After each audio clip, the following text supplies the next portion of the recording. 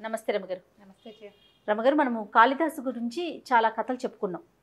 అయితే ఈయన కవిగా ఎలా మారారు? దీనికి సంబంధించి కూడా ఒక కథ ఉందని నేను విన్నాను. అది చెప్తారా? మనం మహాకవి కాళిదాసు సినిమా చూస్తే కొంచెం మనకు తెలిసిపోతుంది. ఇంచుమించుగా అలాంటిదే కథ, పేర్లు అవి వేరు, కొద్దిగా కొంచెం చిన్న చిన్న కథాగమనంలో చిన్న చిన్న మార్పులు. పూర్వం అంటే వంగదేశానికి సత్యవ్రతుడని ఒక రాజుగారు ఉండేవాడు. ఆయనకి లేక లేక ఒక కూతురు, అమ్మాయి పేరు చెంపక కలిక.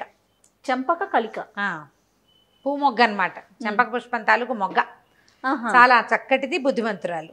అయితే ముఖ్యమంత్రికి ఒక కుమారుడు ఉండేవాడు, చూడామణి అతని పేరు. ఆ చూడామణి చెంపక కలిక కలిసి ఒకేసారి పెరిగారు. ఆడుకునేవాళ్ళు, బాగా ఆడుకునేవాళ్ళు. ఒక 10 సంవత్సరాల వయసు వచ్చింది.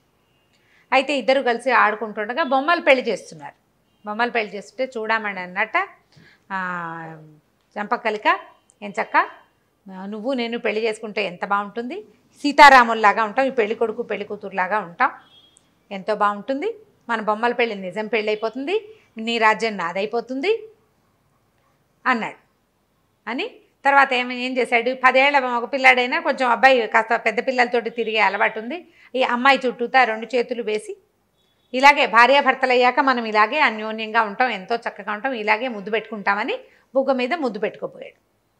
రాజకుమార్తెకి 10 ఏళ్ల మగపిల్లాడికి ఆటకాయతనమే కానీ 10 ఏళ్ల ఆడపిల్లలకి కొంత విజ్ఞత ఉంటుంది.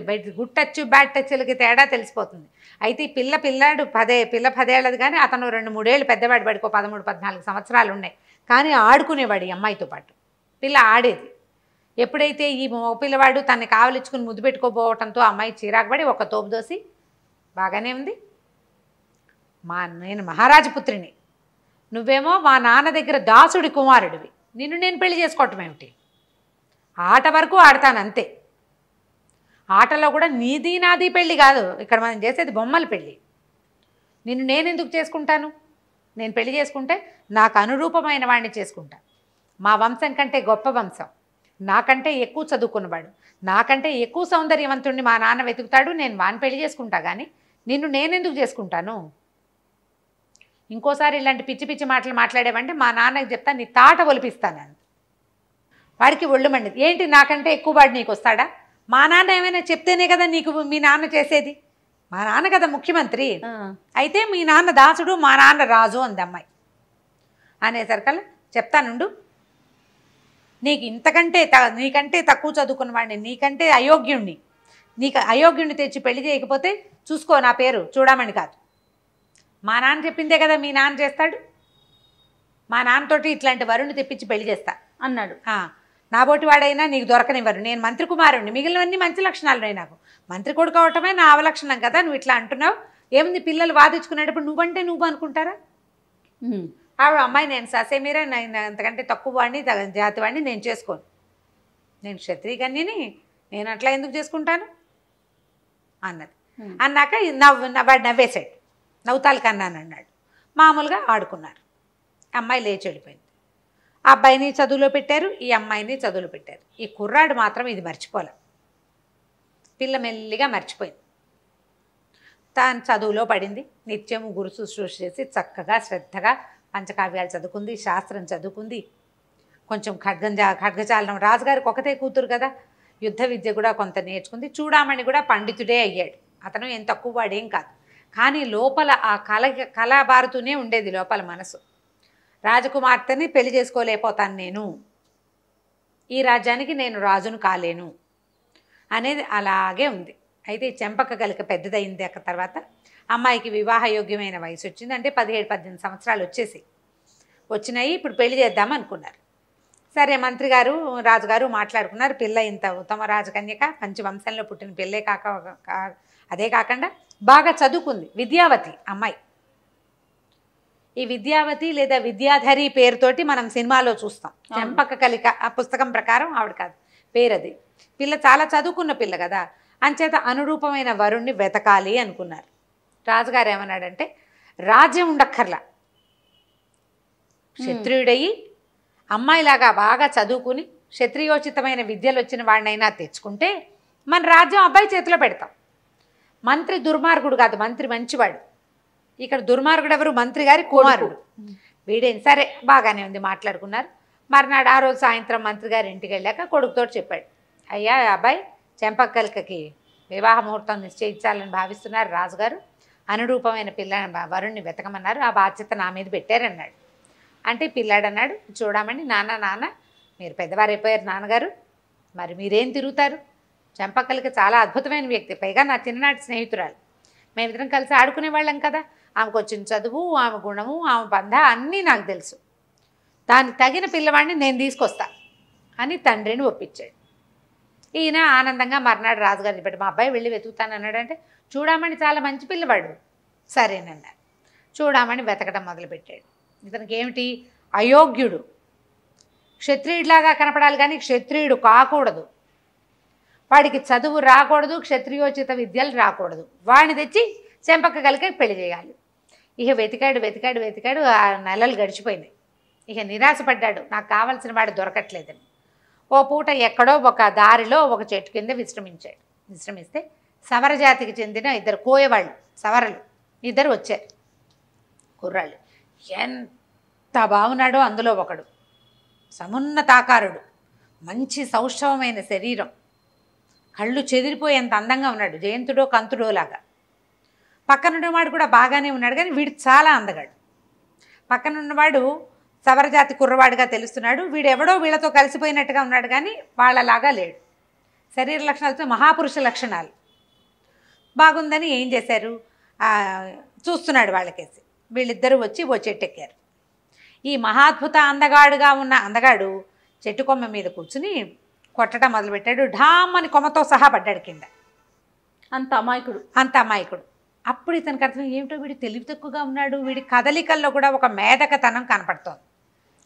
చూడ్డానికి ఆకారం బాగుంది, బొమ్మల నుంచుంటే బాగున్నాడు, వీడు కదిలినప్పుడల్లా ఏదో తెరతనం తెలుస్తుంది, అమాయకపు నడక, తొట్టుపాటు అవి కనపడుతున్నాయి. 3 సార్లు 4 సార్లు కొమ్మల మీద నుంచి పడ్డాడు, మళ్ళీ ఎక్కుతున్నాడు.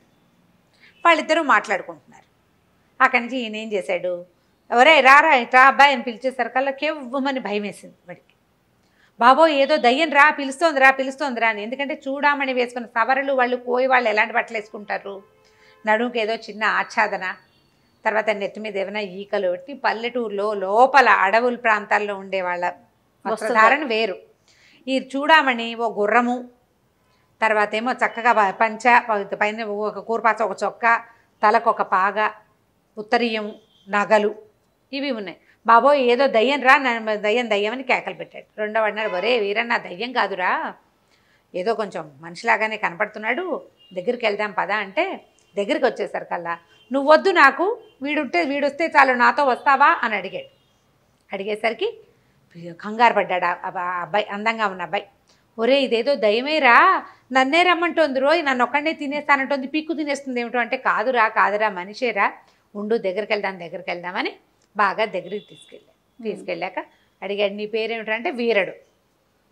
ఏ ఊరంటే ఇక్కడ ఉన్న సవరపల్లె మాది. ఏం పనొచ్చు? ఓ అంటే ఢమ్ రాదు, ఏమీ రాదు, భయస్థుడు, తెర్ర మాటలు, వెర్రి మాటలు, అమాయకత్వం, కూర్చున్న కొమ్మని నరుక్కునేంత తింగరతనం, మనిషి చూస్తే పిచ్చి తెలుపు, మహా ఎత్తు, పెద్ద సమున్నతమైన పాలభాగం, ఎత్తైన గండస్థలం, అసలు చెప్పడానికి వీలేదు, మహాపురుష లక్షణాలు కనపడుతున్నాయి ఆకారంలో. బుద్ధి కించిన్నపై నాస్తి, ఏంచిది కూడా లేదు వాడికి, ఇంత కూడా లేదు, ఇసుమంత కూడా. సరే ఈయనేమనుకుంటే మనకు వీడే కావాలి, వీడికి కొంచెం ట్రైనింగ్ ఇచ్చి రాజకుమార్తె చెంపక్కలకి ఇచ్చి పెళ్లి చేయాలి, దాని రోగం కుదర్చాలి ఎట్లాగైనా. అక్కడి నుంచి వాడిని బతిమలాడి అవి ఇస్తాను తినుబండారాలు ఉన్నాయి అతని దగ్గర, చూడమని దగ్గర, అవి పెట్టి చక్కగా తను వేసుకునే లాంటి వస్త్రాలు వాడికి తొడిగి వాడిని ఒప్పించాడు. పక్కనున్న వాడికి కూడా కొంచెం ధనం ఇచ్చాడు. తనకేం లభించట్లేదని బాధగా ఉంటుంది కదా, వీడిని నాతో తీసుకెళ్తానని చెప్పి కొద్ది రోజులు తనతో పాటు ప్రయాణం చేయించి, ఇది మాట్లాడాలి, ఇది మాట్లాడకూడదు, ఇలా ఉండాలని నేర్పించి ఎట్లాగో తీసుకెళ్ళాడు. మాట్లాడనివ్వకుండా ఉంచాడు. ఎక్కడ రాజుగారి దగ్గరికి ప్రవేశపెట్టాడు. ఈ ఆకారం చూసేసరికి ఎంత ఇంప్రెసివ్గా ఉంది. ఏదో ఒకటి తెలివి తక్కువ మాటలు మాట్లాడినా దాన్ని ఈయన కవర్ చేసేసాడు. వాడికి చదువు సంధ్య ఏమీ లేవు, గాడిదలు కాసేవాడు. నా గాడిదలో అంటే గాడిదల్ని రెండో వాడు చూసుకుంటాడు.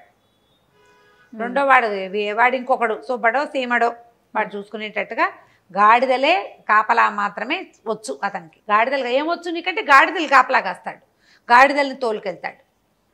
ఈ గాడి రాజకుమార్ కట్టేయటానికి సరే తీసుకొచ్చారు. చూస్తే బాగున్నాడు, పెద్దగా మాట్లాడటల్లా. ఏదైనా మాట్లాడించినా ఏదో అంటాడు, ఈ లోపల ఇతని ఇంటర్ప్రిటేషన్ వీడే చేస్తాడు పక్కనున్నవాడు చూడమని. సరే ఆలోచించారు, చూడడానికి బాగున్నాడు అనుకున్నారు. రాజవంశానికి తగినటువంటి ఆకారం కనపడుతోంది. మహాపండితుడు, దానికి చూడమని సాక్ష్యం. వాడికి యుద్ధ విద్యలు వచ్చు, అవ్వచ్చు ఇవ్వచ్చు. వాడు ఒక కర్ర చేతికిస్తే గొడ్డల చేతికిచ్చి చెట్టుకోమని నరకరా అంటే కూర్చుని నరుక్కుంటాడు. వాడికి ఇచ్చి పెళ్లి చేసేసారు. పెళ్ళి అయిపోయింది, వివాహం అయిపోయింది. వివాహం అయిపోయాక ఇద్దరు వ్యక్తులే కదా, పెద్దవాళ్లేగా. ఆవిడ 18 ఏళ్ళది, ఇతనుకో 23, 22 సంవత్సరాలు వయసు ఉంది, 19, 20 సంవత్సరాలు కనపడుతున్నాడు కదా మగపిల్లవాడు దృఢంగా. సరే ఏం చేశారు, ఏకాంతం కల్పించడం కోసం రాజాంతఃపురంలో ఈయన ప్రవేశపెట్టారు. ఆ అమ్మాయిని పంపిద్దాం అనుకున్నారు. అయితే అంతఃపురంలో ఉన్న దాసీలు పెళ్లి కొడుకు తాలూకు వెర్రి వాలకాన్ని కనిపెట్టారు. ఏదో తేడాగా ఉన్నాడని వాళ్ళలో వాళ్ళు గుసగుసలు పోతున్నారు. ఇతని చేష్టలు అవి బాగుండలేదు. అతను ఏనాడు అంతంత అంతఃపురాలు చూసిన వాడు కాదు. వెరితనం కనిపిస్తోంది. ఆడ తిండి తినేశాడు, పాలు తాగేశాడు, పక్కేదో బాగా కనపడుతోంది కదా అని పడుకున్నాడు. నీకు పల్లెటూళ్ళల్లో పడుకునే ఆ గూడెల్లో పడుకునే విధానం వేరు, అంతఃపురాల్లో మెసలిన వాడి తీరు వేరుగా ఉంటుంది. పెద్ద ఇంటి తీరు వేరు, చిన్న ఇంటి తీరు వేరు కదా. సరే ఈవిడ్ని ప్రవేశపెట్టారు లోపలికి. చూస్తే ఇతను నిద్రపోతున్నాడు. మొదట కొంచెం సిగ్గుపడి అతనే వస్తాడులే దగ్గరికి అని చూసింది. వచ్చేలాగా లేడు, ఏంటో విచిత్రంగా పడుకున్నాడు. డొక్కల్లో కాళ్ళు దూర్చుకుని ముడుచుకుని పడుకుని ఉన్నాడు. అంత ఆకారం ఉన్న మనిషి డొక్కలో కాళ్ళు దూర్చు పడుకుంటే ఏమిటో వెటకారంగా ఉండదు. వీడికి అర్థం కాల. సరే ఏం చేసింది, పన్నీరు జల్లింది మీద, లేవలేదు, కదలడు. ఏమిటో ఒక మధ్యలో ఈ అమ్మాయి ఏదైనా విసన్ కరబెట్టి విసిరి తట్టి లేపబోయి ట్రై చేస్తే అతను మాట్లాడుతున్న మాటలో ఒక అసందర్భ ప్రలాపంలాగా ఉంది. ఏమయ్యా ఇచ్చి ఇచ్చి అంటాం, అచ్చి అంటే తోలుతున్న ఫీలింగ్ అనమాట అది. మొహం మీదకి ఏ గాడిది తోకో తగిలితే హే అచ్చి అంట, అలాంటి ఫీలింగ్స్. ఏమిటి ఇతను ఇట్లా ఉన్నాడు అనేది అర్థం కాల. ఏం చేసింది, సరే ఒకవేళ కావాలని చేస్తున్నాడని అక్కడ ఉన్న తమలపాకు చిలకలు అవి ఇవి పెట్టారు కదా, ఒక చిలకని ఇలా నలిపి నోట్లో పెట్టింది. పెట్టేసరికల్లా ఏ తూ అని ఉమ్మేస్తూ, వరే ఈ గాడిద పెంటికలు వేస్తోందిరా, దీని తోలే అన్నాడు. గాడిద పెంటికలు పదం ఎవరికి తెలుస్తుంది, గాడిదలు. ఈవిడ ఉలిక్కి పడింది. అసలు అర్థం కాల ఆమెకి. ఏమైనా చూసరికల్లా బెదిరిపోయాడు. దయ్యం అన్నాడు. ఒక నిమిషం ఆగి సర్దుకున్నాడు, ఇది పెళ్లి కూతురు అని తెలిసి. అమ్మ ఏం చేస్తుంది, వీడికి ఏమీ రాదు, మాట్లాడడం మొదలు పెట్టేసరికల్లా వీడికి సంస్కృతం రాదని, ఏం చదువుకున్నావంటే ఏం చదువుకోలేదు, ఏం చేస్తావంటే గాడిదలు కాస్తా చెప్పేశాడు. నువ్వు ఎక్కడి నుంచి వచ్చావంటే అడవిలో వాడికి కనపడ్డా వాడు నన్ను తీసుకొచ్చాడు. చూడామని చిన్నప్పుడు అన్న మాటలు మర్చిపోయింది. ఆ అమ్మాయి గుర్తు కూడా లేదు, వాడంత పని చేస్తాడని అనుకోలే. చివరికి అదే పని చేశాడు. అయ్యో నా దౌర్భాగ్యం, నాకు ఇట్లా వచ్చిందే, నేను ఇప్పుడు ఏం చేయను. అక్కడి నుంచి ఇది బాధ్యత. కానీ ఆకారం చూస్తే మాత్రం ఇది కోయ జాతిలో పుట్టినట్టు ఆకారం కాదు. సాముద్రిక లక్షణాలు, ఉత్తమ సాముద్రిక లక్షణాలు ఉన్నాయి అతని దగ్గర. మనిషి చాలా బాగున్నాడు.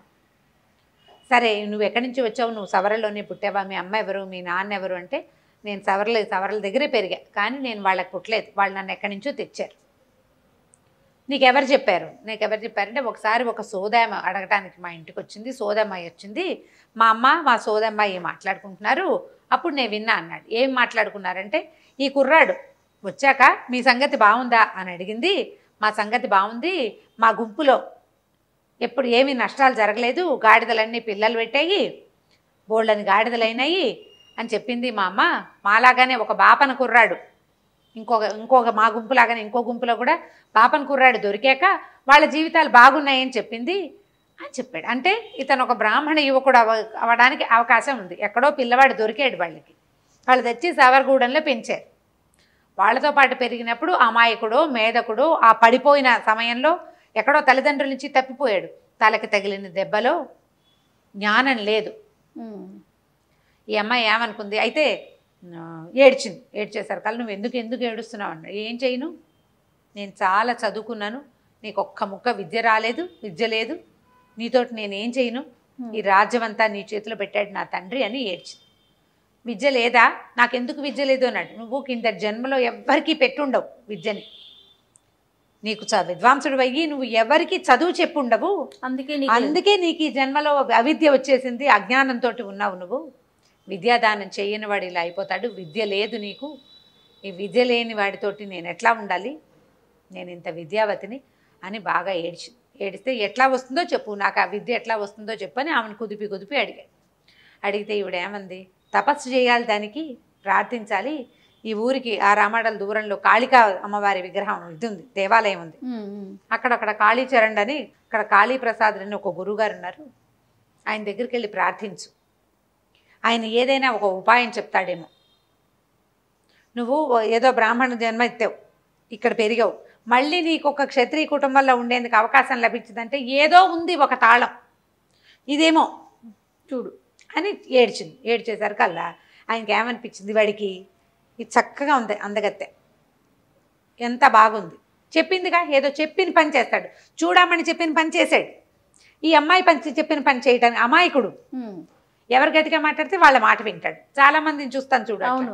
అప్పుడు ఇతని విద్య కోసం అక్కడ కాళీప్రసాదుడి దగ్గరికి వెళ్ళేసరికల్లా ఈ కాళికాదేవి దేవాలయం ఎంతో బాగుంటే ఆయన ఏమన్నాడు, నాయన ఏమీ లేదు, కాళీ మంత్రం నీకు ఉపదేశిస్తా చెప్పాడు. చెప్తే ఏమని చెప్పాడు, వెళ్ళి విద్య విద్య విద్య విద్య అదే అడుగుతున్నాడు, వేరే మాట్లేదు. ఆయన తన జ్ఞాన దృష్టితోటి జరిగింది తెలుసుకుని కాళికా మంత్రాన్ని ఉపదేశించి కూర్చుని ప్రార్థించు, అమ్మ దయ ఉంటే నీకు ఏమైనా లాభిస్తుంది అని చెప్పాడు. 3 రోజుల పాటు కూర్చునే ఉన్నట్ట, మూర్ఖ భక్తుడు. అయితే ఈ కాళీ అమ్మవారు ఈ నగరానికి రక్షక దేవత. ఆవిడ ఏం చేసేది, సాయంకాలం అయ్యేసరికల్లా చీకటి పడంగానే నగర సంచారానికి వెళ్ళేది, దేవాలయంలోంచి కదిలి వెళ్ళేదట బయటికి. కదిలి వెళ్తే 3వ రోజు, మొదటి రోజు చూశాడు అమ్మవారు వెళ్ళటం రావటం చూశాడు, 2వ రోజు చూశాడు, 3వ రోజు రాత్రి ఆమె వెళ్ళంగానే దేవాలయంలోకి వెళ్ళి తలుపేసుకుని కూర్చున్నాడు లోపల. తెల్లవారుసామున సంచారం ముగించుకుని అమ్మవారు వస్తుంది, నగర సంచారం చేస్తాయి దేవతలు. మనం ఇట్లా కొన్ని చోట్ల చూస్తాం, మనం వరంగల్ భద్రకాళి అమ్మవారు నగర సంచారానికి వెళ్తారంట, కామాక్షి అమ్మవారు వెళ్ళేదని వింటాం, మధుర మీనాక్షి వెళ్తుందని అలాంటి కథలు వింటుంటాం కదా. ఈవిడ కూడా అట్లా సంచారానికి వెళ్తుంది. సరే చీకటి పడి తెల్లవారుతోంది, ఆవిడ తిరిగి వచ్చింది ఆలయానికి. తిరిగి వస్తే తలుపు తీయలేదు. ఎవడరా అని హుంకరించింది, గర్జించింది అమ్మవారు. నా ఆలయంలోకి వెళ్ళి తలుపు వేసుకున్న వాడు ఎవడు, తలుపు తీయమంది. విద్య విద్య అంటున్నాడు కానీ తలుపు తీయటల్లా. ఆవిడ బెదిరించింది, అయినా సరే తలుపు తీయలే. తలుపు తీస్తే వెళ్ళాలి లోపలికి, ఆవిడ తలుపులు పగల కొట్టుకుని వెళ్ళకూడదు, కొన్ని పద్ధతులు ఉంటాయి అక్కడ. అక్కడి నుంచి ఏమంది ఈవిడ, వెంటనే వాడి ఇదేంటో తెలుసుకుని ఈ మూఢభక్తుడిని చూసి, ఒరే ఓ పని చెయ్యి, ఈ తాళం పెట్టే కుంచకోల ఉంది చూడు, ఆ కోల నుంచి నీ నాలుక బయట పెట్టని చెప్పింది. దేవాలయం తలుపుకి తాళం బీగం పెట్టి తిప్పడానికి ఉంటుంది కదా, ఆ సందులోంచి నాలుక బయట పెడితే అమ్మవారి త్రిశూలం ఎత్తి దాంతో ఆ 3 ఇవి ఉంటాయి కదా బీజాక్షరాలు రాసింది. ఈ కథ ఇట్లా ఉందన్నమాట. ఈ బీజాక్షరాలు రాసేసరికల్లా ఆ వెంటనే అతనికి జ్ఞానం వచ్చేస్తుందన్నమాట. ఆ బుర్ర లోపల మూసుకుపోయి ఉన్న ఎన్ని కిటికీలో తెరుచుకున్నాయి ఒకేసారి, మహాద్వారాల కింద అవి నలకంత ఉంటాయి కదా, అవన్నీ ఒక్కసారి జ్ఞానప్రసాదం వచ్చేసిందనమాట వాటిల్లోకి. ఆ తలుపులు తీశాడు, మహోగ్ర రూపంగా ఉన్న కాళికాదేవిని చూశాడు. చూసి మహాద్భుతంగా ఒక కవితా ఝరీతోటి సంస్కృతంలో అమ్మవారిని ప్రార్థన చేశాడు. అదే శ్యామలా దండకం అనుకుంటాం, మాణిక్య వీణాముపలాలయంతి శ్లోకాలు అవి శ్యామలా దండకం.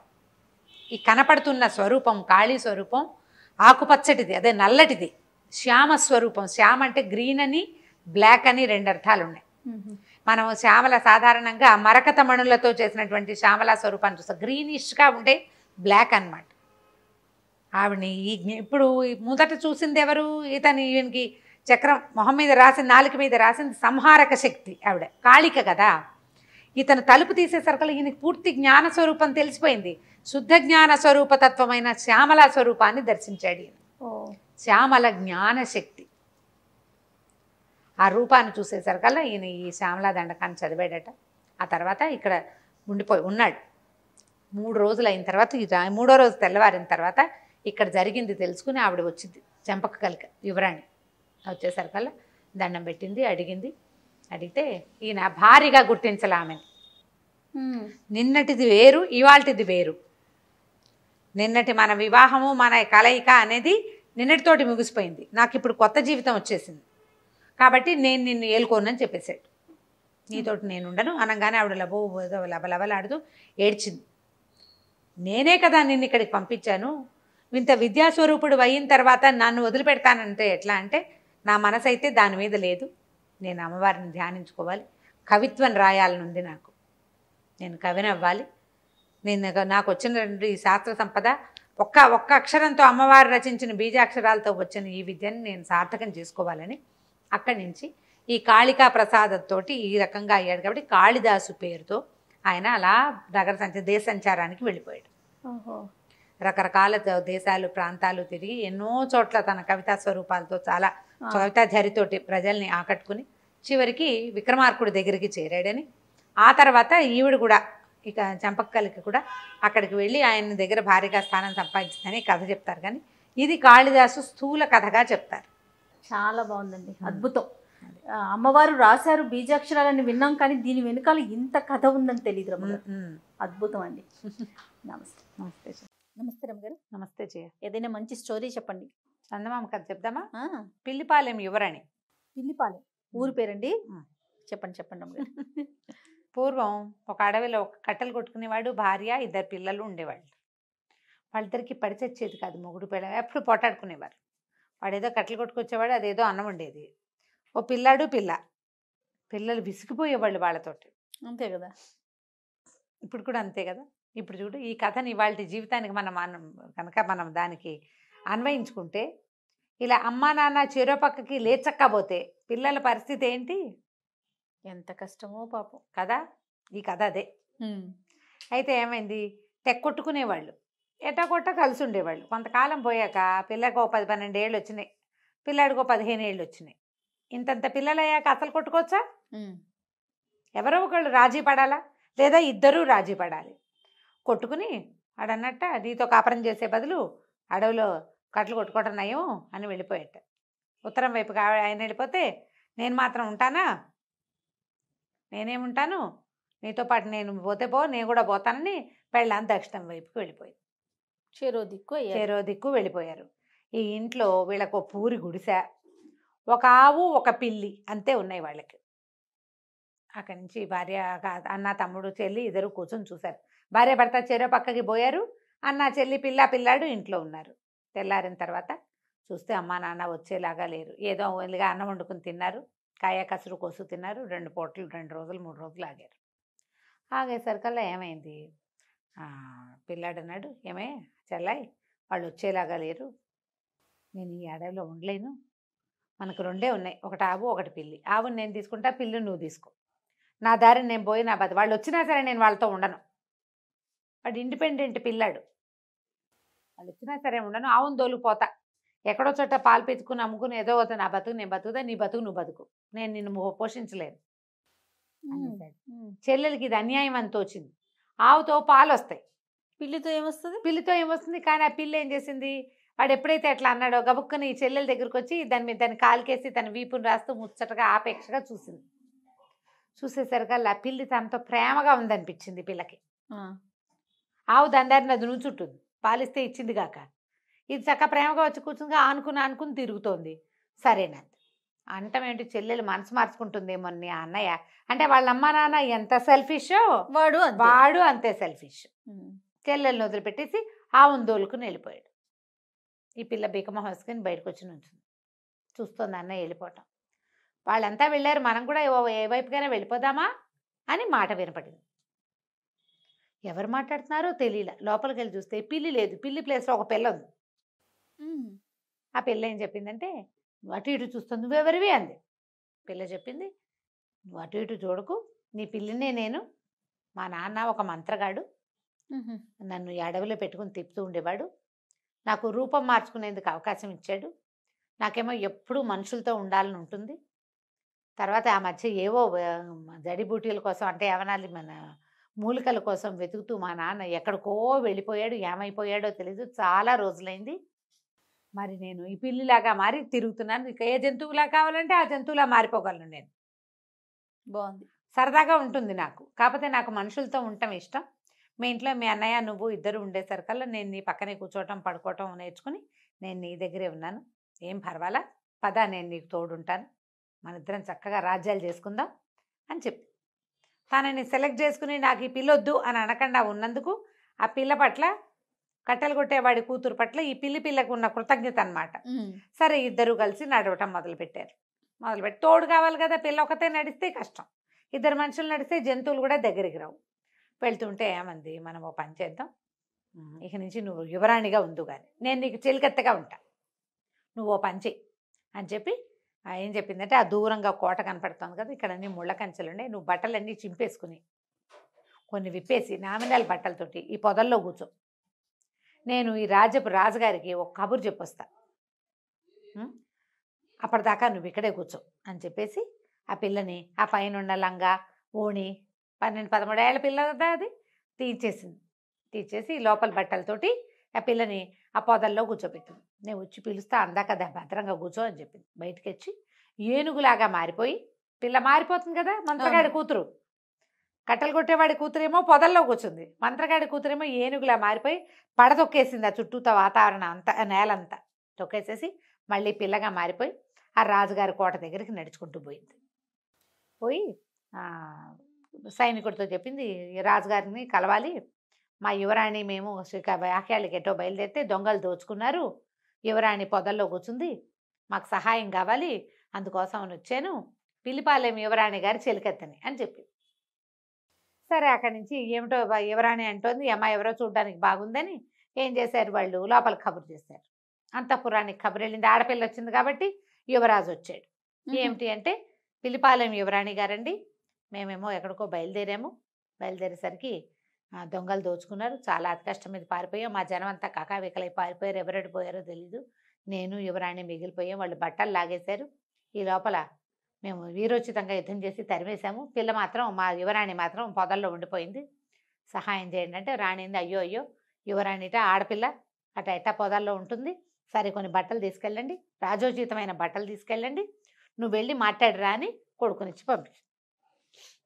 యువరాజు వచ్చి చూసి, అబ్బో ఇదేదో చాలా పెద్ద యుద్ధం జరిగింది, ఏనుగు తొక్కేసింది కదా, ఏనుగు తొక్కిడేటా ఉంటుంది, చాలా పెద్ద యుద్ధం జరిగింది, బోళంత పెద్ద యుద్ధం జరిగిందండి, మా వాళ్ళు కొంతమంది చనిపోయారు కూడా, మిగిలిన వాళ్ళు వాళ్ళని మోసుకుపోయారు అన్నది. సరే బట్టలు తీసుకెళ్ళి యువరాణి, ఈ అమ్మాయి ఏం చేసింది, మీరు ఇక్కడే ఉండండి నేను వెళ్తానని బట్టలు పుచ్చుకుని ఆ పొదల లోపలికి వెళ్ళి అక్క అని కేకేసి బట్టలు వేసేసుకో అని చెప్పి మంచి బట్టలు తొడిగించింది.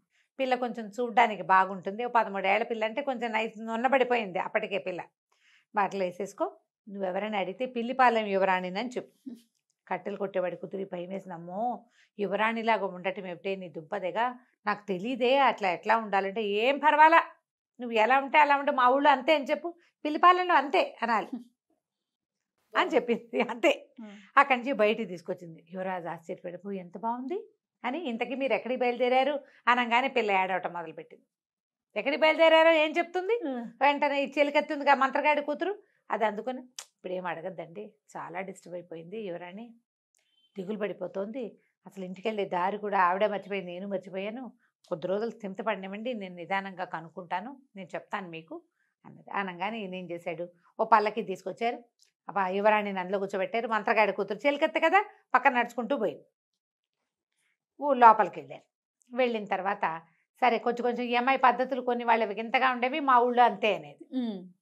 ఈ అమ్మాయి నిజంగా సుకుమారి అవునా కాదా అనేవి తెలుసుకోవడం కోసం ఈ పిల్ల ఈ విధంగా దీనికి రకరకాల పరీక్షలు పెట్టారు వాళ్ళు. ఈ మంత్రగాడి కూతురు ఉంది కదా, అది ఈగలాగానో దోమలాగానో పీలికలాగానో ఎలాగోలాగా చిలకలాగానో మారి యువరాణి చుట్టుపక్కలే ఉంటూ కాబట్టి ఇగో అది తినబోక, అది రాణులు తినేది కాదు అని చెప్తుంది అనమాట. ఒక స్వీట్లు చేశారు, అది ఇక్కడ అంటే కొంతమంది రాజులు తినకూడని పదార్థాలు కొన్ని ఉంటాయి కదా, ఆ పిల్ల అవి తినేది కాదు, ఇది చిలక రూపంలో కూర్చుని అది తినద్దు అని దీనికి వినపడేలాగా చెప్పేసేది. ఇంకా వస్తువు తినకుండా ఉండేది. యువరాణి లక్షణాలు కనపడుతున్నాయి. ఓసారి ఏం చేశారు, ఒక పూచిక పుల్లని పరుపు కింద పెట్టారు. మర్నాడు పొద్దున్నే రాణిగారు అడిగింది, అమ్మ రాత్రి నిద్ర బాగా పట్టిందంటే, ఏమోనండి మంచ కింద పరుపు కింద ఏదో రోకలి బండ ఉన్నట్టుంది, ఎంత గుచ్చుకుందో ఆ పక్కకి ఈ పక్కకి పడిపోతూనే ఉన్నాను, రాత్రి అంతా నిద్రే పట్టలేదంటుంది. అమ్మో పిల్ల చాలా సుకుమారి, యువరాణులు అలా ఉంటారు. అట్లా మెల్లిగా ఫిక్స్ అయింది. కొంచెం అమ్మాయి నవ్వుతూ మామూలుగా మాట్లాడుతుండే సరుకులు మీ ఊరెక్కడా అని పీడించడం మొదలుపెట్టారు.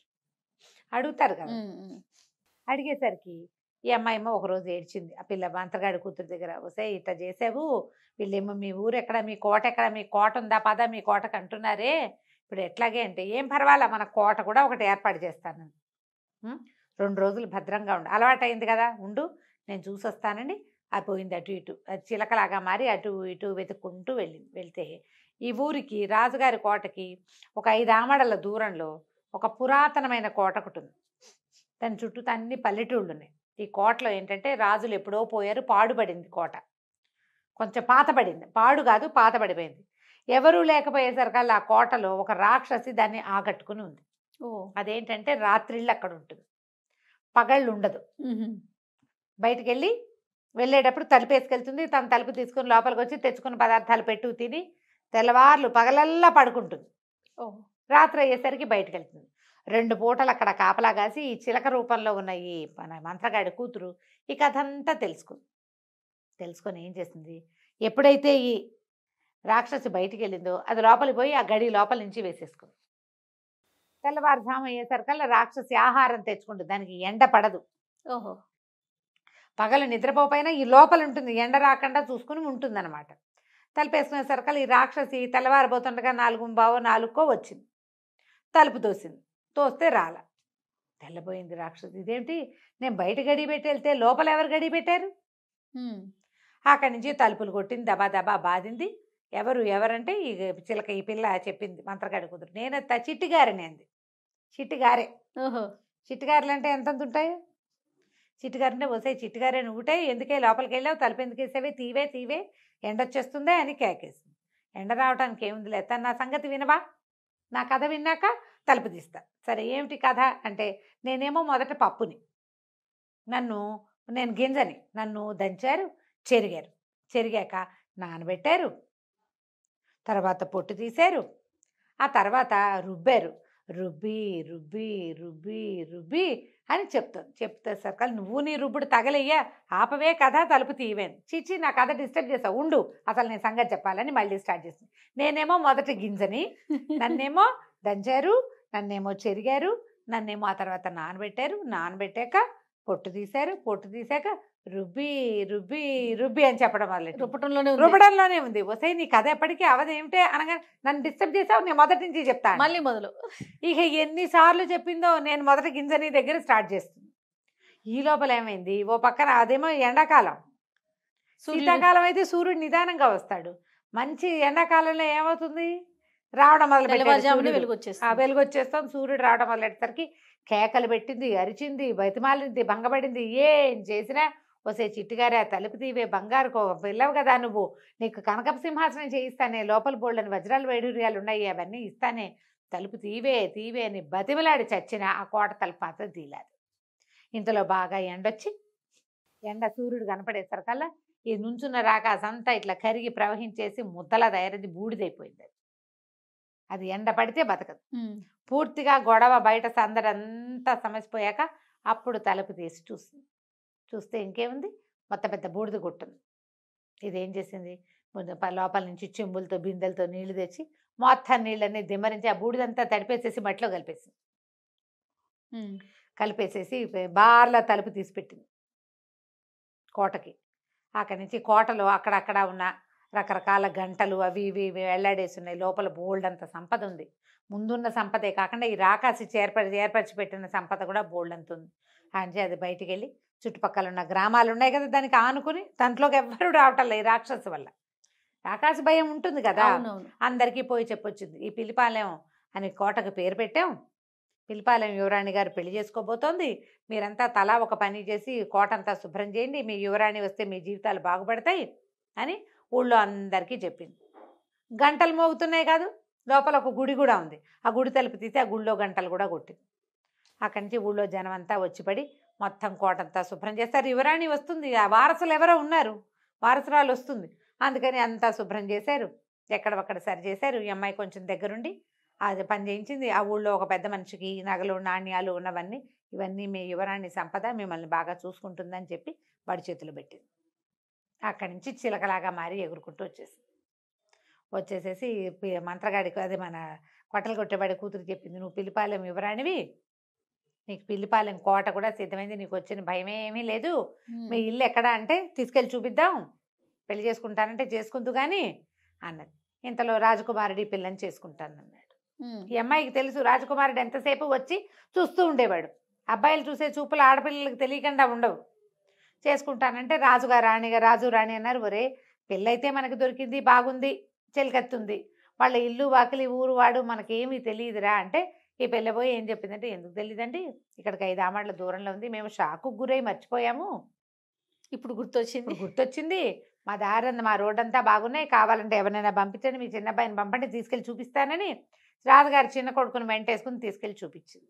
కోటలో మరమ్మతులు జరుగుతున్నాయి, పెళ్లికి సిద్ధమవుతుంది, కొంత మటుకు శుభ్రపడిపోయింది, చక్కగా ముత్యాల తోరణాలు, లోపల పెద్ద గుడి. ఇన్ని చూసేసరికల్లా రాజకుమారుడు ఆశ్చర్యపోయాడు. ఓ ఇదంతా మీ యువరానిదేనంటే, కావాలంటే నాది కూడాను, మేమిద్దరమే దీనికి వారసులమని చెప్పి చెప్పేసరికల్లా వాడి ఇంటికి పోయి, అమ్మ దీన్ని పెళ్లి చేసుకుంటాను నేను, వాళ్ళది పెద్ద కోట అని చెప్పంగానే రాణిగారు సంతోషించి, పెద్దమ్మాయినే మంత్రగాడి కాదు కట్టెలు కొట్టేవాడి కూతురునేమో పెద్ద కొడుక్కి, మంత్రగాడి కూతురునేమో చిన్న కొడుక్కి పెళ్లి చేసి ఈ పిల్లిపాలెం యువరాణిని ఆవిడ చెలికత్తని పిల్లిపాలెనికి పంపించారు. చక్కగా కోటను సొంతం చేసుకుని హాయిగా ఉన్నారు. ఇది ఒక ఇంగ్లీష్ కథకి అనువాదం నేను అనుకోవటం. ఒక అబ్బాయికి పిల్లి దొరుకుతుంది, ఆ అబ్బాయితో పిల్లి ఏం చేసింది, క్యాట్ ఇన్ పుస్సీ ఇన్ బూట్సో ఏదో కథ ఇలా రాశారనమాట. ఇంచుమించు 69 ఆ ప్రాంతంలో రాయబడిన కథ. ఓకే, టైటిల్ చాలా బాగుంది. ముందు పిల్లిపాలెం యువరాణి. రైట్ రమ్మగారు, నమస్తే. నమస్తే రమ్మగారు. నమస్తే జయ. ఏదైనా ఒక మంచి కథ చెప్పండి రమ్మగారు. నాగరికుల కథ ఒకటి చెప్తా. నాగరికులు. ఏది నాగరికత, ఏది అనాగరికత? నాగరికత అంటే కల్చర్డ్గా ఉండటం కదా. జనరల్గా కల్చర్ అంటే ఏం చేయాలి? సాధారణ అర్థం మనం పైనున్న మన ముందు తరాల నుంచి మనం నేర్చుకొని దాన్ని ఫాలో అవటం, మంచిని మంచిగా చెడుని చెడుగా స్వీకరించడం, అలా బిహేవ్ చేయటం, చాలా ఉంటాయి. ఈ కల్చర్డ్గా బిహేవ్ చేయటం అంటే చక్కగా మంచి బట్టలు వేసుకోవటము, జనాలందరికీ అర్థమయ్యేలాగా నచ్చేలాగా ఒక పాలిష్డ్గా ఉండటాన్ని కల్చర్డ్గా ఉండటం అంటారు. అంతే. ఆ పాలిష్డ్గా ఏవేవో బూతులాడేసి పిచ్చి భాష మాట్లాడి రస్టిక్ లాంగ్వేజ్ మాట్లాడితే కల్చర్లెస్ బ్రూట్ అంటాం. నాగరికత లేదు కదా. ఏది నాగరికత అనేది ఎప్పుడూ డౌట్గానే ఉంటుంది మనకి. రస్టిక్ లాంగ్వేజ్ మాట్లాడే వాళ్ళని కల్చర్లెస్ అంటే, రస్టిక్ లాంగ్వేజే కల్చర్గా ఉన్న వాళ్ళు కొన్ని జాతులు ఉంటాయి. అవును, వాళ్ళ కల్చర్ అదే. కొన్ని పర్టికులర్ పదాలు వాడకపోతే వాళ్ళు కల్చర్ ఉన్న వాళ్ళుగా కూడా భావించలేకపోతాం. అవును, వీళ్ళు ఈ రాష్ట్రం వాళ్ళు కాదేమో అనిపిస్తుంది, ఈ ప్రాంతం వాళ్ళు కాదేమో అలా కూడా అనిపిస్తుంటుంది. కానీ అయినా కూడా మనకు ఒక ప్రత్యేకమైన పద్ధతులు ఉంటాయి. అవును, లాంగ్వేజ్ ఎట్లా ఉన్నా, మన బట్టలు ఎట్లా ఉన్నా మనకి కొన్ని ప్రత్యేకమైన పద్ధతులు ఉంటాయి. ఈ ప్రత్యేకమైన పద్ధతుల కల్చర్లో ఇతరులని గౌరవించడం, అవసరం అయితే తప్ప చెయ్యకూడని పనులు కొన్ని ఉంటాయి కదా. ప్రపంచాన్ని ఇతరులని గౌరవించడం, వాళ్ళ ప్రాణాలు, వాళ్ళ ఆరోగ్యము, వాళ్ళ వస్తువులు, వాళ్ళవే అలా ఉండటం చాలా అవసరం. అవును. ఈ నాగరికత మీద ఒక ప్రత్యేకమైన కథ ఉంది, భలే ఇంట్రెస్టింగ్గా ఉంటుంది. తప్పకుండా. పూర్వం ఒక రాజుగారు ఉండేవారట. యాక్చువల్గా ఇది సుల్తాన్ల కథ, నేను ఆ పేర్లు గుర్తుపెట్టుకోలేక చెప్పటం లేదు. అయితే ఈ రాజుగారికి కూతురు ఉంది ఒకటి. ఈయనకి చుట్టుపక్కల రాజ్యాల మీదకి వెళ్ళిపోయి రాజ్యకాంక్ష, ఇంకా ఏదో పెద్దదిగా చేసేయాలి సామ్రాజ్యాన్ని అని కోరిక. కూతురు అత్యాశ అనేది అమ్మాయి. ఎందుకంత ఆశ? మనకి ఇంత పెద్ద రాజ్యం ఉంది, ఇది చాలు, దీన్ని సుభిక్షంగా చేయి, వీళ్ళని బాగా ఉంచాలి, నువ్వు ఎప్పుడు ప్రాణాల పైకి ఇచ్చేసి అక్కడెక్కడికో వెళ్ళి ఎవరినో ఎందుకు? అత్యాశ. అంటే ఈ రాజు అనేవాడు ఇలా చేయవలసిందేనని రాజుగారు అనేవాడు. కూతురికి నచ్చేది కాదు. అయితే పిల్లకి యుక్త వయసు వచ్చింది, పిల్ల చిన్నప్పటి నుంచి అవే భావాల్లో ఉంది. ఇప్పుడు యుద్ధం అంటే ఏమిటి? యుద్ధం ఈజ్ = మరణం. అంతే. ఎవరో ఒకళ్ళు కొంతమంది చచ్చిపోతే కానీ అవతలలో ఉన్న ఆస్తి వీడి సొంతం అవ్వదు కదా. పెద్ద పెద్ద యుద్ధాలు కాకపోతే చిన్న చిన్నవి, ఓ స్థలం కావాలి మనకి, వాడు మనము కొట్టుకుంటాం, వాడి తలైనా పగలాలి, మన తలైనా పగలాలి, వాడి తల పగిలితే స్థలం అందవుతుంది, చివరికి ఆస్తి ఈజ్ = తల పగలటం. అంతే.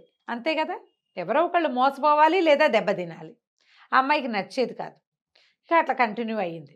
కొంచెం 18 ఏళ్ళు అలా వచ్చాక అమ్మాయికి ఈవిడ వచ్చింది, పెళ్లి చేద్దాం అనుకున్నారు. ఆ అమ్మాయి ఏమందంటే, నేను స్వయంవరం చాటించండి, నాకు స్వయంవరమే నేను నా అంతటి నేను వరిస్తానంది.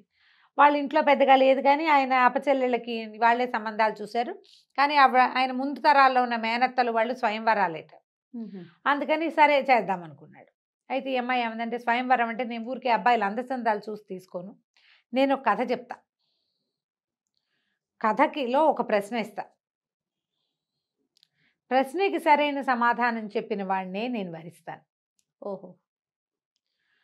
ప్రతి వాళ్ళు ఈ ప్రశ్న ఇస్తుందంటే ఏం అడుగుతుందో ఏం చెప్తుందోనని చాలామంది తప్పించుకున్నారు. స్వయంవరం చాటిచ్చారు. రాజకుమారి వేసే ప్రశ్నకి సమాధానం చెప్పగలిగే రాజకుమారుడు ఎవరైనా ఉంటే ఆ అమ్మాయిని వివాహం చేసి ఆస్తి ఇస్తాము అని. ఎవరు రాల. కొంతకాలానికి పొరుగు దేశంలో ఉన్న ఒక రాజకుమారుడు, సమరసింహుడో ఏదో, ఈ అమ్మాయి లావణ్యవతి, ఆయన సమరసింహుడు వచ్చాడు. వస్తే సరే అమ్మాయి సరే కథ చెప్తాను, సభాసదులందరి మధ్యలోనే కూర్చున్నారు. అమ్మాయి కూడా కొంచెం అంతఃపుర కన్య కాబట్టి ఏదో చిన్న దీని లాంటిది వేసి ఆడ కూర్చోబెట్టారు. కూర్చోబెడితే అమ్మాయి కథ చెప్తుంది. అందరూ వింటున్నారు, రాజుగారు అందరూ వింటున్నారు. ఏం చెప్పిందంటే, పూర్వం ఒక సుల్తాన్, ఒక రాజు ఉండేవాడు. ఆయన చాలా యుద్ధాలు చేసి చాలా రాజ్యాలని కొల్లగొట్టాడు, చాలా రాజ్యాలని సొంతం చేసుకున్నాడు. ఈ క్రమంలో ఆయన కొంచెం ఆటవిక జాతులు ఉన్న రాజ్యాల వైపు వెళ్ళాడు. వాళ్ళల్లో ఒక ప్రత్యేకమైన రాజు ఒక ఆయన ఉండేవాడు. ఔగ్రిస్ లాంటిది ఏదో ఒక చిత్రమైన పేరు, ఆటవిక రాజు. అతను వీళ్ళకి లొంగల. ఇప్పుడు కొన్ని రాజ్యాలు జయించేసరికల్లా వాటికి దగ్గరలో ఉన్న రాజ్యాల వాళ్ళకి ఈ గోలంతా ఎందుకు, లొంగేమో అని చెప్పేస్తే సరిపోతుందని వాళ్ళంతటి వాళ్ళు దిగిపోతారు. గొడవకి దిక్కండానే మీ తాలూకు గొప్పతనాన్ని మేము ఒప్పుకుంటున్నాము అని. అలా ఒప్పేసుకున్న వాళ్ళు కొంతమంది ఉన్నారు. ఇతను ఈ ఆటవిక జాతికి చెందిన రాజు మాత్రం ఒప్పుకోలేదు. ఒప్పుకోకపోతే చాలా యుద్ధం చేశారు. వాళ్ళకి ఏంటంటే చాటు నుంచి, అడవుల చాటు నుంచి విషపు బాణాలు వేయటం వాళ్ళ పంధ. ఈ రాజు ఏం చేశాడు, ఈ రాజుగారు రాజ్యకాంక్ష ఉన్న రాజు ఉన్నాడు కదా, ఈయన ఏం చేశాడు, మొదట మన కథకు అసలు చెప్పుకున్న హీరో, అడవులు నరికేద్దాం, అడవి ఖాళీ చేసుకుంటూ వెళ్దాం, వాళ్ళకి దాక్కునేందుకు ప్లేస్ లేదు. ఇప్పుడు ఓ మాటు నుంచి ఒక పొల్ల వేయాలంటే వాడికి మాటు చాటు ఉండాలి కదా, దాన్ని లేకుండా చేద్దామని తాము ఉన్న దగ్గర నుంచి అడవి కొట్టుకుంటూ వచ్చేసారు. అడవి మొత్తం ఖాళీ అయిపోయింది, బంజరు బయలు వాళ్ళ ఇళ్ల దాకా వెళ్ళిపోయింది. వీళ్ళు యుద్ధం చేయాలి, అడవి నరికేయటమే వీళ్ళ పని. దాంతో ఆ బంజరులో వాళ్ళు యుద్ధం చేయలేకపోయారు. వాళ్ళకి చాటు నుంచి యుద్ధం చేసే ఆటవిక జాతి పద్ధతి అది. సింహాల్ని పుల్లుల్ని కూడా కొట్టేస్తారు వాళ్ళు. లేళ్లను వేటాడటం వాళ్ళ అలవాటు కదా. వేట ఎప్పుడు చేయగలుగుతారు, బాహుబాహవి సినిమాల్లో లాగా యుద్ధాలు చేయరు వేటల్లో. వేట అంటే ఏమిటి, దూరం చూడకుండా అవి మనల్ని చూడకుండా మాటున దాగి వేయటమే వేట. సినిమాల్లో లాగా ఎప్పుడూ జరగదు, సినిమా కోసం చేస్తారు. వీళ్ళకి చాటే లేకపోయేసరికల్లా వీళ్ళకి ఏమంటారంటే ఆ లోపల ఉండాల్సిన కాన్ఫిడెన్సే పోయింది. పాపం దొరికేశారు, బాగా ఇదైపోయారు. ఔగ్రిస్ కూడా పడిపోయాడు. పడిపోయేసరికల్లా సరే ఏమైంది, సాయంకాలం అయింది. చాలా కష్టపడ్డారు వీళ్ళు కూడా. మొదటి రాజు కూడా చాలా కష్టపడ్డాడు యుద్ధానికి, అయినా కానీ మొత్తానికి గెలిచారు. అయితే సాయంకాలం చీకటి పడే వేళకి ఆయన ఎంతమంది చనిపోయారు, మన వాళ్ళు ఎంత, మా వాళ్ళు ఎంత అని వెతకడానికి బయలుదేరారు. ఈయన కొంత సైనికులు, తర్వాత ఏమో సైన్యాధిపతి, ఆయనకు సలహాదారులు ఇద్దరు సాదా బట్టల్లో వెళ్తుంటే శవాల మధ్యలో ఒక భయంకరమైన నల్లటి ఆకారం ఎత్తుగా ఉన్నవాడు ఒకడు ఉన్నాడు. వాడు శవాల మధ్యలో తిరుగుతుంటే ఏంటి వీడెవడు, ఎక్కడి నుంచి వచ్చాడు, ఏంటి వీళ్ళేం చేశారు, యుద్ధం అయిపోయింది కదా, బాణాలు బీణాలు కత్తుల్లో కటార్లు ఏదో సాదా గుడ్డల్లో వచ్చారు వీళ్ళు. మామూలుగా యుద్ధము ఎవరినైనా ఎదుర్కోవాలంటే ఒక కత్తి డాలు ఒక కవచము కావాలి కదా. కొంచెం తెల్లబోయారు, భయపడ్డారు కూడా. అయితే సైన్యాధ్యక్షుడు ఏం చెప్పాడంటే, అట్లా కాదు ప్రభు, ఇదంతా ఆటవికపు ఇది కదా, ఇక్కడ నరమాంస భక్షకులు కొంతమంది ఉన్నారు, వీడెవడో ఆ జాతికి చెందినవాడు. అంటే వీళ్ళు వస్తుంటే అతను అటు ఇటు తిరుగుతున్నాడు కానీ వీళ్ళ వైపు చూడలేదు. అయితే రాజుకి అతన్ని మాట్లాడాలనిపించింది. అతనితో దగ్గరికి వెళ్ళి ఎవడెవరా నువ్వు అన్నాడు. మాంసం కోసం చూస్తున్నా అని చెప్పాడు. నువ్వు నరమాంసపక్షుడికి అయితే ఇన్ని శవాలుంటే ఏదో ఒకటి చేత్తు పుచ్చుపోక ఇక్కడే తిరుగుతున్నావు ఎందుకురా అన్నాడు. అంటే వాడు సమాధానం చెప్పాడు, అంటే ఎవరో చాలామందిని తినడానికి చంపి పడేసుకున్నారు, మరి వాళ్ళలో బతుకున్న వాడిని ఎవరినైనా కదా నేను చంపగలిగేది, వెతుకుతున్నాను అన్నాడు. అనేసరికి రాజు గర్వంగా అనవాడు, వీళ్ళందరినీ చంపింది నేనే అన్నాడు. ఇందరినేం చేసుకుంటావు నువ్వు, ఒకడుంటే చాలదా నెల రోజులకి అని అడిగాడు. ఒక్కడిని నెల రోజులు తింటే సరిపోతుంది. ఇంతమందిని ఏం తింటావురా, నువ్వు చూస్తే ఒక్కలు ముక్కలుగా ఉన్నావు.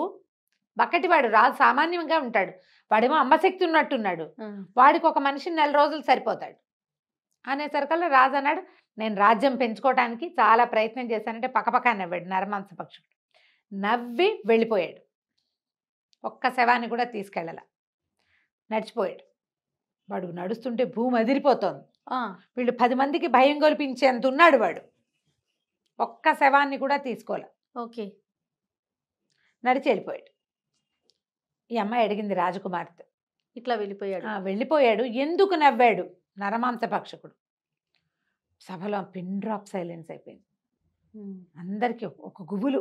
ఎలా? ఒక యుద్ధ భూమి, అన్ని చచ్చిన శవాలు, వాటి మధ్య ఒక నరమాంస భక్షకుడు, ఒక రాజు వాడిని ఎదుర్కోవటం. మాట్లాడగారు కదా, ఫైటింగ్ చేయలే. ఈ ప్రశ్నకి ఒక రకమైన దిగులు వచ్చేసింది, గుబుల్లా వచ్చిందనమాట. ఆ రాజకుమారుడు చెప్పాడు, ఈ అమ్మాయిని పెళ్లి చేసుకోవడానికి వచ్చినవాడు. సహజమే కదా, నరమాంస భక్షకుడైనా వాడు ఆకలిస్తే ఒక్క ప్రాణిని చంపుతాడు. రాజు యొక్క ఈ అతి ఆకలి చూసి వాడికి నవ్వొచ్చింది. కరెక్ట్. ఇంతమందిని పొట్టను పెట్టుకుని ఏం చేస్తావు? తినడానికి కూడా పనికొచ్చేది కాదు కదా ఇది. అందుకని నవ్వాడు. నరమాంస భక్షకులకి కూడా ఒక నీతి, ఒక నియమము ఉంటాయి. రాజ్యకాంక్ష, ఒక సంస్కృతి ఉంటుంది వాడికి. దీనికోసం ఇది అని చంపాల్సి వస్తే ఆకలేసి ఆహారం దొరక్కపోతే మనిషినైనా చంపి తినాలి వాడు. అంతేగాని తోచక మనుషుల్ని చంపడు, ఆశకి మనుషుల్ని చంపడు. ఇదేమంటారు దీన్ని? అనాగరికులు ఎవరు ఇక్కడ? నాగరికత అంటే ఏమిటి? మంచి బట్టలు వేసుకోవటమా? మంచి బుద్ధిని కలిగి ఉండటం. ఎంత సంపాదిస్తే మనకు సరిపోతుంది? నరవంశ భక్షకుల కంటే ఎక్కువ కదా ఆస్తులు పెంచేవాళ్ళు. వాళ్ళే నయం మనకంటే. క్యానిబల్స్ చాలా నయం. ఈ ఆస్తులు పెంచి అక్కడ ఇక్కడ ఇక్కడ అక్కడ ఎందరో చావులు, ఎందరో దుఃఖానికి కారణమయ్యేటువంటి ఆస్తుల ఎక్వైరింగు, ఇంకా సామ్రాజ్యాల్ని పెంచుకోవాలన్న ధోరణి, అదే అనాగరికత. దాంతో యువరాణికి చాలా నచ్చింది. నేను పెళ్లి చేసుకుంటానంది. యువరాణికి ఆ పక్క దేశపు రాజకుమారుడికి పెళ్లి చేశారు. ఆ తర్వాత ఇక రాణిగారి యువరాణి యొక్క తండ్రి ఏనాడు యుద్ధం పేరెత్తల. కూతురు ఆయనకి తెలియచేసేసింది, ఇది అనాగరికత. నీకు ఎవడైనా నీ మీదకి యుద్ధం వస్తే వాడి కోసం నువ్వు ఫైట్ బ్యాక్ చేయటం కోసమే నువ్వు సమాయత్తం చేసుకో. రాజ్యకాంక్షతోటి ఇంతమందిని చంపద్దు. నీ శక్తి చూపించు, చావులకి కారణం అవ్వకూడదు నువ్వు. ఎంత మంచి ఆలోచన చూడు. సూపర్. కథ కంచికి మనం ఇంటికి. చాలా బాగుంది రమ్మగారు. సూపర్. నమస్తే. నమస్తే. నమస్తే రమ్మగారు. నమస్తే జయ. రమ్మగారు, అక్బర్ బీర్బల్ స్టోరీస్ చాలా రోజులు అయిపోయింది. 2 చిన్న కథలు చెప్తాం. ఓకే. ఇవి చిన్న చిన్న విషయాలుగానే ఉంటాయి కదా. ఒకసారిట అక్బర్ గారు ఈ మన సభలో కూర్చున్నప్పుడు రకరకాల డిస్కషన్స్ వస్తాయి. ప్రతిసారి రాజ్యాంగాలే ఉండవు కదా. రాజ్యాంగము, మంత్రిత్వము, హడావిడేమి ఉండదు. ప్రజలంతా తీర్చి ఉంటారు. కొంతమంది ఏదో మాటామంతి ఎవరైనా ఒకళ్ళు మంచి వాక్యాలు చెప్తే దాని మీద డిస్కషన్లో పెడతారు. అయితే అక్బర్ గారికి ఒక విచిత్రమైన డౌట్ వచ్చిందట. ఆయన అలాంటివన్నీ చిక్కుగా ఉండే ఆన్సర్లన్నీ బీర్బల్ దగ్గర నుంచే ఎక్స్పెక్ట్ చేసేవాడు. ఆయన తన అరిచేతులు చూసుకుంటూ, బీర్బల్ ఎందుకో శరీరం అంతా వెంట్రుకలున్నాయి, అరిచేతుల్లో వెంట్రుకలు ఏమేమిటి నాకు అని అడిగాడు. సహజంగా అందరికి వచ్చాను మనం వినండోయి కదా. సరే, జనాలంతా చూస్తున్నారు కుతూహలంగా. ఏం చెప్తారు, ఏం చెప్పాలి? ఉండవండి, అందరికీ ఉండవు, మీకు లేవు అంటే ఆయనకి ఏమనిపిస్తుందో. నేను అందరూ ఒకటేనా అనిపించదు రాజుకి. మరి అయితే ఆ బీర్బల్ అన్నాడు, ఏముంది మహాప్రభు, జహాపన, మీరు అపరిమితమైన దాతృత్వం, మీకు ఎంత దానపరత్వం అంటే అందరికీ జనాలకి ఇచ్చి ఇచ్చి ఇచ్చి ఇచ్చి రాపిడికి అరిచేతుల వెంట్రుకల్ని రాలిపోయినాయండి మీకు. అవునా అన్నాడు. బీర్బల్, నీ అరిచేతులు చూపించు అన్నాడు ఆయన. బీర్బల్ అరిచేతులు చూపించాడు. 2 అరిచేతులు నీకు కూడా లేవు కదా అన్నాడు. నువ్వెవరికి ఇచ్చావు? ఇస్తే రాలిపోతాయి అన్నావు, నువ్వెవరికి ఇచ్చావు అనగానే తిప్పుకున్నాడు ఈయన. బాగా ఆలోచించి ఏమన్నాడు, అదేం జహాపన, మీరు ఇస్తే పుచ్చుకొని పుచ్చుకొని పుచ్చుకొని నా చేతులు అవన్నీ అరిపోయినాయండి, వెంట్రుకలు ఊడిపోయినాయి అన్నాక ఈ కూర్చున్న వాళ్ళందరినీ ఒక్కొక్కళ్ళ అరిచేతులు చూస్తున్నాడు రాజు. వీళ్ళందరివి ఎందుకు అరిగిపోయినాయి అన్నాడు. వీళ్ళలో చాలా మంది మీ దగ్గర పుచ్చుకున్నారు కదా, మీ ఎప్పటి నుంచి పుచ్చుకుంటున్నారు? మీ తాత తండ్రుల నుంచి. మీరందరూ దానపరులు, మేమందరం పుచ్చుకునే పరులము, అంచేత ఊడిపోయినాయి. ఊడిపోతే ఇప్పుడు ఎవరికి ఇస్తాడు రాజు? తన దగ్గర నుంచి ఇట్లా ఇవి తీసుకునే వాళ్ళకి. తన దగ్గర పనిచేసే మంత్రులు సైన్యాధిపతులు వాళ్ళు ఉంటారా, వాళ్ళకేం దానాలు ఇవ్వడు, జీతాలు ఇస్తాడు. అంతేగా. అప్పుడు ఈయనకి డౌట్ వచ్చి అక్బర్ గారు తన మంత్రి సైన్యాధిపతి వాళ్ళని చేతులు చూపించమన్నాడు. అందరూ చేతులు చూపించారు. అరచేతులు వెంట్రుకలు ఎట్టా ఉంటాయి. ఆయన సర్కాల్లో ఈయన అన్నాడు, అదేంటి బీర్బల్ నువ్వు భలే చెప్పావు, ఇచ్చాను కాబట్టి నాకు పోయినాయి, పుచ్చుకున్నారు కాబట్టి మీకు పోయినాయి, వీళ్ళకి నేనేమి ఇచ్చాను వాళ్ళవెందుకు పోయినాయి అంటే, అదే జహాపన వీళ్ళందరికీ ఇచ్చేస్తున్నాడు అని చేతులు నలిపేసుకుంటున్నారు వాళ్ళు. చేతులు పీసుకోవటం వల్ల వాళ్ళకి కూడా పోయినాయి. ఆయనకి నవ్వొచ్చింది. రమగారు ఆయన తెలిసే అడుగుతాడా? యాక్చువల్గా ఈయన చాతుర్యం తెలుసుకోవాలనా? ఏం చెప్తాడో అదే అదే ప్రశ్నకి సమాధానం చెప్పాలి. ఏం చెప్తాడో చూద్దాం. ఎంత ఫన్నీగా ఎంత తెలివిగా చెప్తాడా అని. మళ్ళీ తను చెప్పిన సమాధానాన్ని ఎట్లా సమర్థించుకుంటాడు. ఇప్పుడు నువ్వు అడుగుతావు జయ నన్ను ఏదో నేను చెప్పాను, అదేంట్రమ్మ గారు నువ్వు క్వశ్చన్ వేసావనుకో నేను దాన్ని సమర్థించుకునేంత ఉండాలిగా, లేదా నేను తెల్లమొహం వేయాలి. అవును కదా, తెల్లమొహం వేస్తాడా ఇంకా సమాధానం ఇవ్వగలుగుతాడా చూద్దామని ఉంటుందన్నమాట ఆయనకి. అదే అదే దాంతో ఆయన సమాధానం పడ్డాడు. నవ్వొచ్చింది ఆయనకి. అవునా కాదా అన్నాడు. ఇప్పుడు దానం రాజుగారి చేత దానాలు పుచ్చుకున్న వాళ్ళందరూ అవునవును సాధు సాధు బాగా చెప్పాడు అన్నారు. ఈ దానాలు పుచ్చుకోకుండా వీళ్ళకి అన్నీ పోసేస్తున్నాడో అని బాధపడే వాళ్ళందరికీ పచ్చి వెలక్కై గొంతులో పడ్డట్టే. అంతేగా. మొహాలు మార్చుకున్నారు అందరు. మేము చేతులు పిసికేసుకుంటున్నామంటే వాళ్ళని అవమానించినట్టే. కానీ రాజుకు నచ్చింది అది. నోరు మూసుకుని ఊరుకున్నారు. బాగుంది చూడు, చాలా బాగుందండి. కొన్ని రోజులు ఇలా గడిచిన తర్వాతట ఒకరోజు సభలో డిస్కషన్ వచ్చింది. లోకంలో 2 రకాల మనుషులు ఉంటారు, 2 రకాల ప్రాణులు ఉంటాయి. ఒకటి మేలు చేసేది, మేలు పుచ్చుకునేది. మేలు చేసేవాడు అంటే ఎవరికైనా సహాయం చేసేవాడు ఎప్పుడు ఒకేలా ఉంటాడు. మేలు మరిచిన వాళ్ళు, మేలు మరవని వాళ్ళు ఇద్దరు. ఎవరు మేలు మరుస్తారు, ఎవరు మేలు చేసిన మేలు మర్చిపోని వాళ్ళు ఉంటారు. నేను నువ్వు అంటే నువ్వు నా దగ్గర మర్చిపోతావు, నేను నీ దగ్గర మర్చిపోతావు, ఏదో అవుతుంది. అప్పుడు ఈయన బీర్బల్ తోటి ఏం చెప్పాడంటే, ఇంత డిస్కషన్ అయ్యాక, బీర్బల్ నువ్వు చెప్పాలి నాకు సమాధానం. రేపు సభకి ఒక మేలు మరిచే ప్రాణిని, ఒక మేలు మరవని ప్రాణిని తీసుకొచ్చి చూపించు నాకు అని చాలా గట్టిగా చెప్పాడు. అది నన్ను చూపించి నన్ను సమాధానపరచకపోతే నీ తల ఉండదు లాంటి సౌండ్ ఇచ్చాడు. అందరు ఆశ్చర్యపోయారు. అయ్యి బాబోయ్ అనుకున్నారు. బీర్బల్ మీద ఆసక్తి ఉండి ఆయన చెప్పే సమాధానాలు నచ్చి, ఆయన ధర్మపరత్వం నచ్చి, ఆయన తెలివి మీద అవగాహన ఉండి, ఆయన సమయస్ఫూర్తి అంటే ఆసక్తి ఉన్న వాళ్ళందరూ అమ్మో బీర్బల్ గారు దొరికేశాడే, 2 జీవుల్ని 2 మనుషులను తెచ్చి చూపించాలి ఇప్పుడు వాడు, అమ్మో దొరికాడు అనుకున్నారు. ఎవరైతే బీర్బల్ మీద మంటగా ఉంటుంది, ఈ సహచర వర్గం రాజుగారి సహచరులు ఉంటారు కదా మంత్రులు, వాళ్ళందరికీ మాయరోగం కుదిరింది, రేపు వీడి తల ఎగిరిపోతుంది, పీడా పోతుంది, వీడితో చచ్చిపోతున్నాం మనం, అన్నిటికీ సర్కాస్టిక్గా మాట్లాడి ఇరకబెడుతుంటాడు మన అని చెప్పి వాళ్ళన్న రోగం కుదిరింది, ఇప్పుడు ఏం చేస్తాడో చూద్దాం అనుకున్నారు. బీర్బల్కి కూడా అర్థం కాల. అట్లా ఎట్లా చెప్తాం? ఆయన తల దించుకుని వెళ్ళిపోయాడు. ఇంటికి వెళ్ళాడు. కూతురు ఉంది ఇంట్లో, భలే తెలివిగలదు అమ్మాయి. బీర్బల్ గారి కూతురు అప్పుడప్పుడు కొన్ని కథల్లో కనపడుతుంటుంది. పిల్ల అన్నం వడ్డించింది, నిదానంగా తింటున్నాడు. ఏదో ఆలోచనలో పడ్డావు అంది. అదేనమ్మా ఇవాళ జహాపనా సభలో ఏదో చెప్పారు, నన్ను ఎట్లా సమాధానపరచాలా అని చూస్తున్నానంటే ఏమడిగాడో చెప్పు. ఏమడిగాడంటే ఆయన మేలు మరిచే మనిషిని ఒకడిని, మేలు మరవని మనిషిని ఒకడిని చూపించమన్నాడమ్మా, 2 జీవాల్ని చూపించమన్నాడంటే ఇందులో పెద్ద ఆలోచించడానికి ఏముంది నాన్న, రేపు పొద్దున్న తీసుకెళ్తూ కానీ నేను చెప్తాగా అంది. ఆయన కూతురు మీద నమ్మకంతో ప్రశాంతంగా నిద్రపోయాడు. మర్నాడు పొద్దున్న కూతురు చెప్పింది, మీ అల్లుడిని వెంట పెట్టుకెళ్ళి నాన్న, మన వాకిట్లో కుక్క ఉంది కదా దాన్ని కూడా మెడకో తాడు కట్టిస్తాను, దాన్ని కూడా మోసుకెళ్ళు అని చెప్పింది. ఈయన మర్నాడు ఆ రోజు పొద్దున తన అల్లుడిని వెంట పెట్టుకెళ్ళాడు. అక్కడి నుంచి కుక్కను కూడా తీసుకెళ్ళాడు. లోపలికి వెళ్ళారు. అల్లుడు పక్కన అవతల కుర్చీలలో కూర్చున్నాడు. బీర్బల్ వాళ్ళు కుర్చీల లైన్ వేరు, ఇట్లా చూడ్డానికి వచ్చిన వాళ్ళ లైన్ వేరు. కుక్కను అల్లుడి దగ్గరే కూర్చోబెట్టారు. సరే అక్బర్ పాదుషా లోపలికి వచ్చాడు.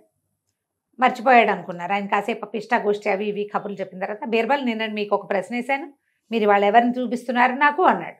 అనేసరికి తీసుకొచ్చాను ప్రభు, ఇదిగోండి అని అల్లుడు గారు ముందుకు రండి అని. ఈయన ఉన్నారండి అల్లుడు గారు, నా ప్రాణం ఇచ్చేసినా సరే సాటిస్ఫై అవ్వడు, ఎన్ని మేళ్ళు చేసినా ఎంత సహాయం చేసినా నాకేం చేసావు అంటాడు. మేలు మరిచే జాతి ఈయన. అక్కడి నుంచి కుక్క ఉంది చూడండి, దానికి ఒక్క బ్రెడ్ ముక్క వెళ్ళే దారిలో మన చేత్తో పడేసామా చాలు, అది మాత్రం చచ్చినా మర్చిపోదు. ఆ బ్రెడ్ ముక్క పెట్టిన వాడిని చూసి తోకాడిచి వాడి దగ్గరికి వెళ్ళి నుంచుంటుంది. వాడి మీద ఏదైనా వాడి కింద పడిపోతే కుయ్యో మొర్రో ఉంటుంది, వాడి పక్కన కూర్చొని ఏడుస్తుంది. వాడి మీదకి ఎవరైనా వస్తే కనుక నిన్న బ్రెడ్ ముక్క పెట్టాడు లేదా 20 రోజుల క్రితం బిస్కెట్ ముక్క పెట్టాడు కాబట్టి వాడికి సహాయం చేయడానికి ముందుకు వస్తుంది. ఇది మేలు మరవని జాతి అనేసరికి అందరు హాహా చప్పట్లు కొట్టారు. అల్లుడు కామ్గా నుంచున్నాడు. అల్లుడిని ప్రిపేర్ చేసి తెచ్చారు. జహాపన అన్నాడు, అలాగా సరే, ఈ కుక్కకి ఒక మంచి కుర్చీ వేసి కూర్చోబెట్టండి, ఇది మేలు మర్చిపోదు. ఈ అల్లుడు నాడే వీడిని కొరతేయండి అన్నాడు. అనేసరికి సభలో అందరు నిర్కాంతిపోయారు. ఇప్పుడు బీర్బల్ గారి అల్లుడు కొరతేస్తే పిల్ల ఆయన కూతురు, బీర్బల్ హిందువు, కూతురికి పునర్వివాహాలు లేవు, అల్లుడు అయిపోతాడు. అయితే ఈయనన్నాడు బీర్బల్, తప్పకుండా ప్రభు, మీరు ఒకింటల్లుడే, నేను ఒకింటల్లుడే. మరి అయితే అల్లుళ్ళందరినీ కొరతేయాలంటే మీరు నేను కూడా ఒకింటి అల్లుళ్ళమే, అల్లుడు జాతిని తీసేయాలి అనగానే ఆయన నవ్వొచ్చింది. మీ అల్లుడిని కొరతేస్తానంటే కుదరదు, అల్లుడు అనేవాడు అని ఉంటే నా కోసం ఏం చేశారు, మీ అమ్మాయికి చేసుకున్నారు మీరంటాడు. అంతేగాని తాము ఎత్తు ధనం ధారపోసిన అల్లుళ్ళు సాటిస్ఫై కారు. ఇది పాయింట్ కరెక్టే కదా.